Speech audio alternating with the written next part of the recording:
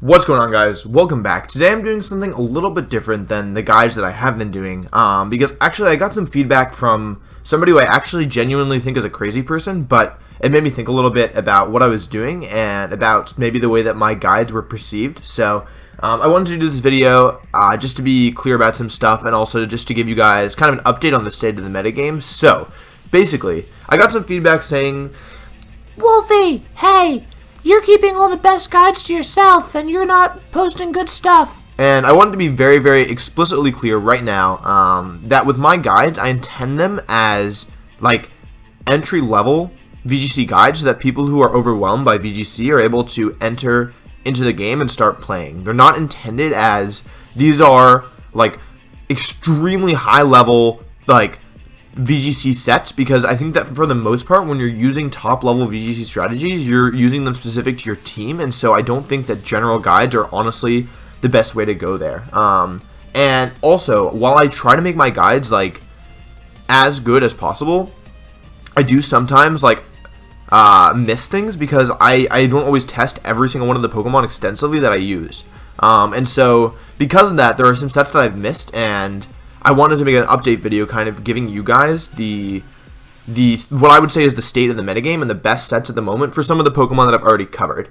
Because especially with these first four, you can see them all here. These first four Pokemon, I've covered all of them, and I've missed like some of the stronger sets that I could have included, or some of the sets that are more popular right now. And so I wanted to give you guys an update because it seems silly to touch on a Pokemon early in the metagame and then never come back to it. So this is my update video for what's currently really good in the metagame, what's currently really popular, and yes. So yeah, that's the context for this. Sorry, I'm definitely a little bit frustrated because like I put effort into these guides because I want to help people get good at VGC or get better at VGC, and so it's really frustrating to receive very negative feedback, like accusing me of misleading people or providing bad information when I'm genuinely trying to provide good information, but I'm human, and so obviously, especially with my early guides, I'm gonna miss stuff, you know? I'm definitely gonna miss stuff. And so if you're watching my videos and you think that I'm some kind of perfect person who never misses anything, I'm really sorry, like that's not the case, but I don't know, I'm genuinely pretty frustrated that like there's this idea that I'm providing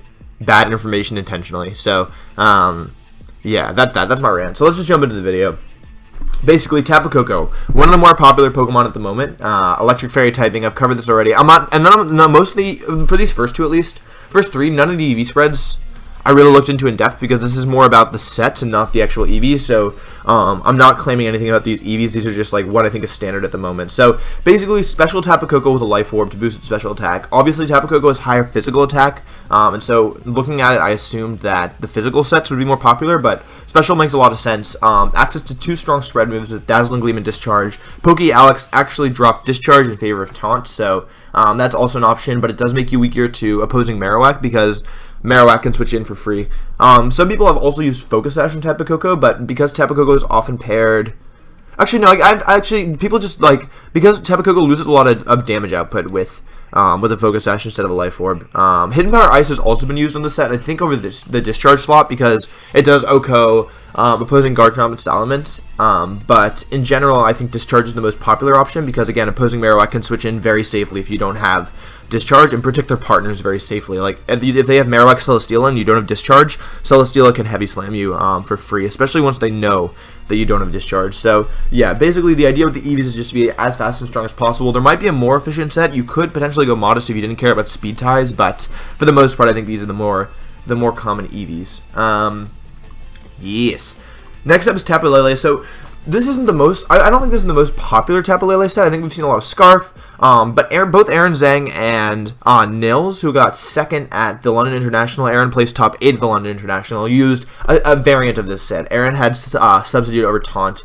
But the Psychium Z Tapu Lele, I don't know if they were Timid or Modest. I put Modest on here because it hits harder, but you might need Timid if you want to outspeed or like Speed Tie Arcanine or that kind of thing. So Timid is also very viable here. But basically, Protect is mandatory, Psychic and Moonblast are your strong stabs, and Psychium Z makes Psychic Terrain boosted Psychic very, very, very strong, especially when it's Z Psychic. So it basically serves as kind of like, I would say honestly, more like a nuke. It's very powerful, and that's kind of why people are using it. It's Tapu Lele with a more offensive set obviously has less bulk overall, but Psyche MZ Psychic is just incredibly powerful, so it's very convincing, and I think that's why both Aaron and Nils opted to use it. So, yes, that's pretty much that. I don't know about these EVs. I haven't tested this set, but that's what's currently being used at the moment on some top level players' teams. So if you're interested in using Tapu Lele and you want to know what people are using right now, I can't swear by these EVs, but I can say this set and like Dazzling Gleam, Substitute, Taunt. Those are all solid moves in the 4th slot. This slot is super flexible, so feel free to experiment with that.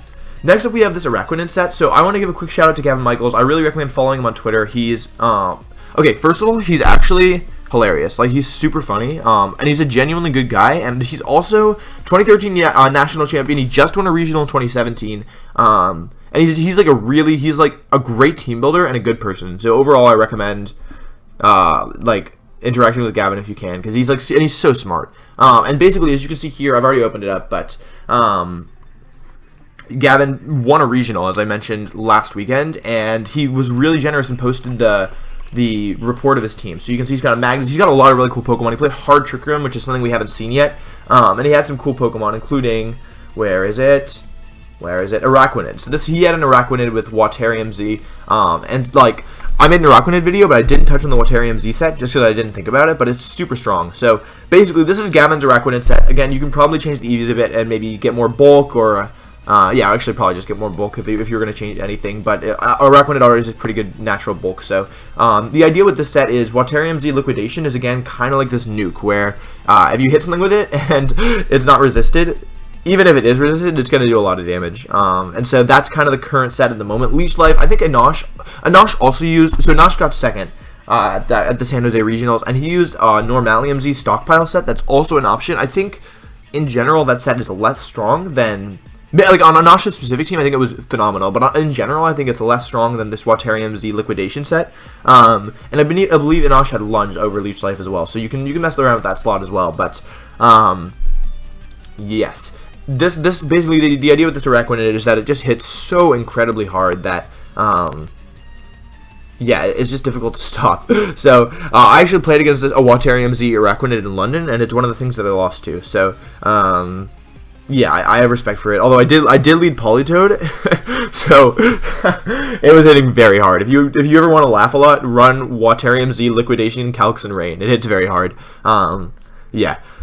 And also, Araquanid, like, this Araquanid is good because Gavin used it on a Trick Room team, and it underspeeds Marowak and Okos even without Waterium Z, so it's very strong. Next up, we have my Muck. So this is the exact same Muck. These EVs are the exact same Muck that I covered in my video. This is the only changes that I've added Figgy Berry and Gluttony over the Poison Jab and Citrus Berry. I honestly, personally, might prefer Poison Jab or Poison Touch Citrus Berry, to be honest, because after testing Muck, I don't know, if you could poison stuff with knockoff, that'd be so good. But I didn't have a Citrus Berry free on my team, so this wasn't me. This wasn't me being like, oh, I'm gonna save the best set for myself. When I published the video, I didn't even have Muck on my team. But I think it's a relevant update because Figgy Berry is pretty popular at the moment. There are other berries you can use. I just don't know their names, so I won't recommend them at the moment. But there's other 50% berries if you don't want Figgy Berry. Yeah, so I've touched on the EVs in my video already. These are the exact same EVs. I'm trying to get some bulk and still do damage with Poison Jab plus Shadow Sneak. Only change, again, is Gluttony over Figgy Berry. Oh, Figgy Berry, Gluttony over Citrus Berry, Poison Touch, or Power of Alchemy. Again, this is very team-specific, but because Muck is being used a little bit more right now, I thought it was still relevant to touch on. And lastly, so I've covered Mimikyu. I don't honestly think this set is going to be like the most popular set for Mimikyu. This set, again, was taken from Gavin Michaels' team. He used it down here. This is his Mimikyu. I think this Mimikyu is very good for a Trick Room team, specifically Gavin's Trick Room team. It's very fast. You can see 162 speed stat. The idea, I think, is that Ghost DMZ, Shadow Claw, can Oko, Tapu Lele, even through Intimidate, so you can get free surprise KOs there. I think Taunt is to stop Pokemon trying to stop Trick Room with max speed. Because Gavin's team was so heavily dependent on Trick Room, I think Mimikyu was kind of a niche pick against certain matchups, and even I think in his Twitter he says, fun fact, Alberto was the only person to use Mimikyu against, worked great in testing, just played very few Lele. So yeah, Gavin acknowledging that he didn't bring in a lot of the regionals, but this is an option. So this isn't, I think, this isn't going to be the most common set for Mimikyu, and I don't actually think this is like all things aside, the best set for Mimikyu, but I think it was the best set for Gavin's team. And so I do want to touch on it. I was trying to get 6 Pokemon here, just because I thought it was prettier if you had 6, but I didn't really have another set to add. Unless I'm missing something, but I didn't really have another Pokemon to talk about at the moment, so I just got stuck with 5, but that's okay, because, yeah, I think actually I like this Mimikyu, even if this isn't really a state of the metagame Pokemon. Like, I think it shows that you can find niche roles for certain Pokemon, and they'll be very good, you know? Like, I don't think this Mimikyu set is, on its own, the strongest Mimikyu set there is, but I think for Gavin's team, it was amazing. So, that just kind of goes to show, like, something I like about Pokemon, where certain Pokemon used certain ways can work well on certain teams, even if they wouldn't work well in kind of a vacuum. So, yes, that's pretty much it, guys. Thank you so much for watching. If you like this video, please make sure to leave a like, and if you want to see more content like this, you can go ahead and subscribe. Yeah. In general, I do appreciate the feedback that I get. It's just some of it does frustrate me a little bit, but I think that's to be expected. I guess that's kind of the burden that I bear by being a YouTubist. So, yeah, I do appreciate the feedback. Do realize that I do read my comments, so if you say mean stuff about me, like, I'm going to read it. I'm not sure I'll listen to you, because I don't know, if I listened to every mean thing that was said about me, then I wouldn't feel good about myself, so I don't listen to most of it, but every once in a while something does get a little bit beneath my skin. So, yeah, I hope you enjoyed this video. I will be doing more update videos like this, maybe just like even with Pokemon that I haven't covered, when when more stuff comes up in the future. So I think this is a good video to make. I think this is pretty informative. So, yes. Thank you again for watching. I really do appreciate it, and I'll see you next time. Peace.